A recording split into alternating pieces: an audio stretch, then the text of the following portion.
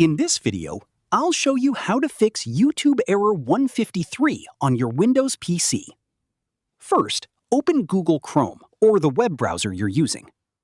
Click the three-dot menu in the top right corner and select Settings. From the left-hand menu, click Privacy and Security. Next, click Clear Browsing Data. Check Cookies and Other Site Data and Cached Images and Files.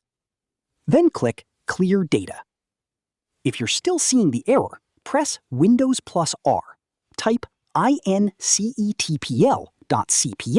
and press Enter.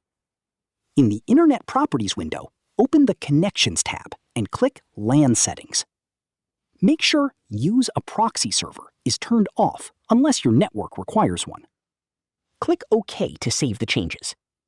Finally, restart your computer and open YouTube again. The YouTube error 153 should now be resolved. That's it. This is how you can fix YouTube error 153 on a Windows PC.